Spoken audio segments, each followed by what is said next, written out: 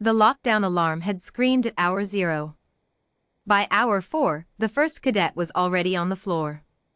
The Interstellar Academy's survival arena was not built for comfort. It was built for selection, a brutal, honest filter that separated those who could endure from those who merely believed they could.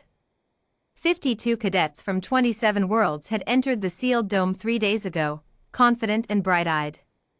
The arena's atmospheric controls had then quietly begun doing what they always did during an unscheduled lockdown drill, slowly, imperceptibly shifting conditions towards something worse. By hour 4, the gravity had increased to 1.4 standard. The temperature had dropped to 9 degrees Celsius. The air recyclers were pushing oxygen at 84% normal saturation. The first cadet to collapse was from Valuri's Prime, a world of warm tides and gentle seasons, where the heaviest thing its people ever lifted was gratitude. The Valurian cadet, tall and blue-feathered, folded silently to the ground like a falling leaf. 2 medic drones buzzed out from the wall panels and carried the cadet to the extraction bay. It was not a failure. It was data. Professor Kale Veyron watched everything from the observation tower above the dome, a ring of holographic displays floating around him like a halo of cold light. He was a Tethran, gray-skinned, four-fingered, eyes built for low-light calculation. He had directed this arena for 11 years and had run over 200 lockdown scenarios. He thought he had seen everything. He had not yet seen Mara Ellison on day 2. By hour 12, gravity had crept to 1.6 standard. Temperature, 4 degrees. Oxygen, 79%. 31 cadets remained in the arena. The rest had been extracted, not in shame, but because their biometrics had flagged dangerous thresholds. The academy was harsh, but it was not murderous. The difference mattered.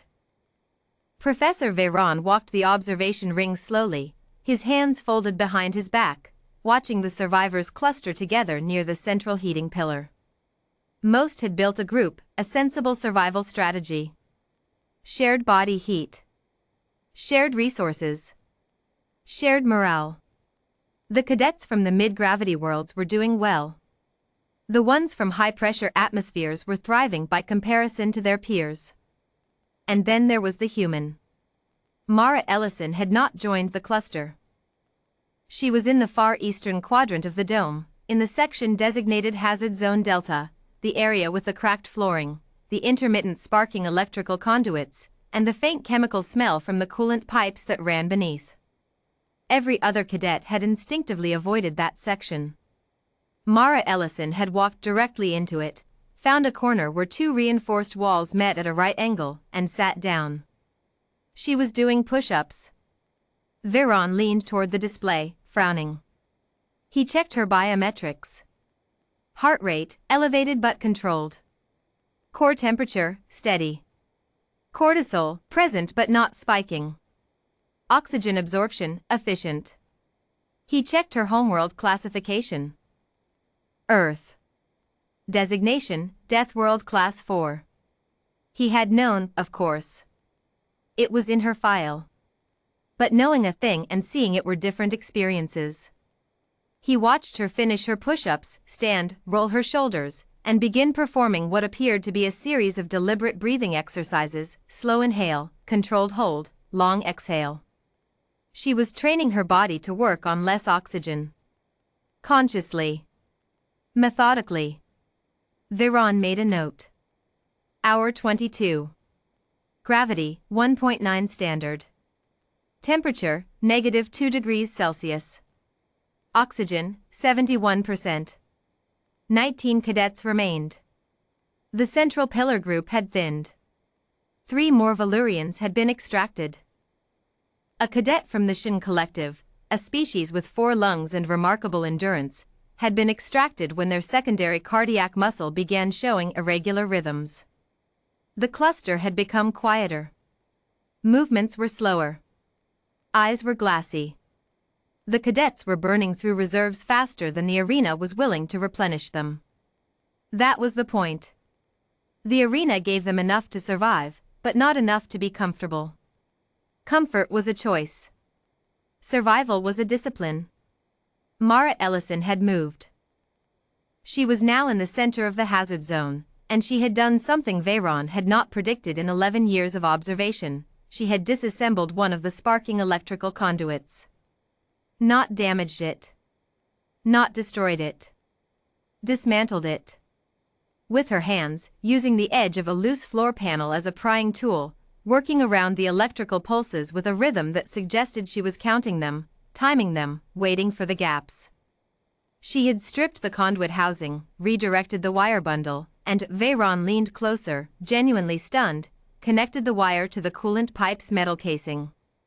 The coolant pipe ran hot on the return cycle. Every 40 minutes, for approximately 8 minutes, warm fluid cycled back through the system before recooling. Mara had turned the pipe's casing into a radiator. The temperature in her corner of the hazard zone was now 3 degrees warmer than anywhere else in the arena. Veyron sat back in his chair. He said nothing for a long moment. Then he pulled up his observation log and typed, Hour 22. Cadet Ellison has created localized thermal advantage using existing arena infrastructure. No tools provided. No prior instruction observed. Deathworld improvisation instinct, confirmed. He paused. Then added, extraordinary. Hour 36. Gravity, 2.1 standard. Temperature, -7 degrees. Oxygen, 66%. 9 cadets remained. Most were huddled. Some were sleeping in shifts. 2 were showing mild signs of hypoxia, slow blink rates, occasional confusion, a tendency to stare at fixed points for too long. The medic drones were circling more frequently now, yellow warning lights blinking. Mara Ellison was eating. She had located a nutrient cache, standard arena resupply, hidden inside a wall panel in Hazard Zone Delta that no other cadet had bothered to explore because the zone looked uninhabitable.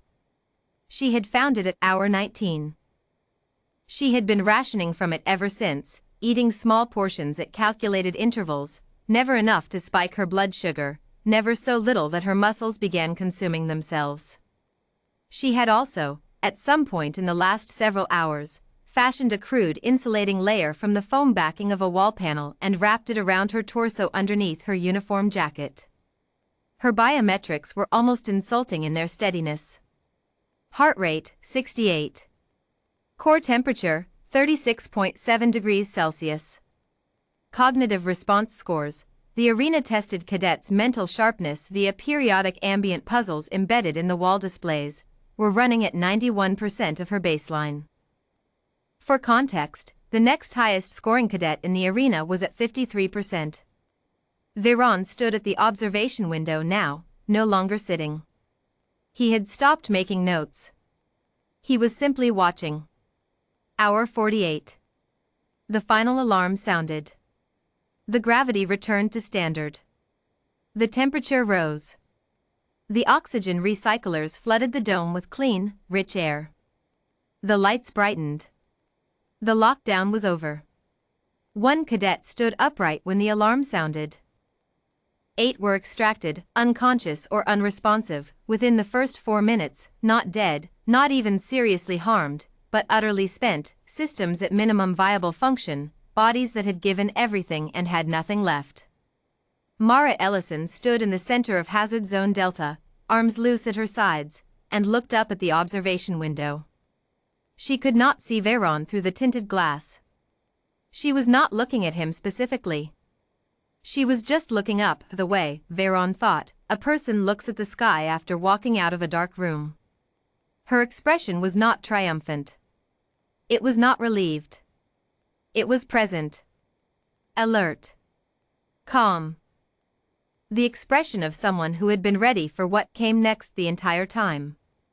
Veyron pressed the intercom. Cadet Ellison. She turned toward the speaker panel. Survival rating, exceptional. You are the first cadet in 11 years to maintain above 80% cognitive function through a full 48-hour lockdown. He paused. I would like to understand how. Her voice came back through the dome's audio system, clear and even. I grew up on Earth, Professor. We don't have the option of waiting for conditions to improve before we adapt. We adapt first. Then we wait. Veyron stood very still. He had spent 11 years building a machine designed to find the limits of living things. He was beginning to suspect that, for at least one species, he had not yet found them.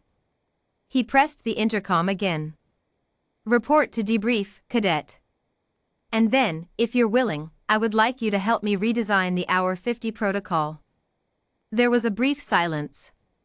Then, I have a few ideas. He believed her. Outside the academy, across 100 worlds, beings lived and struggled and called the universe dangerous. On Earth, they called it Tuesday.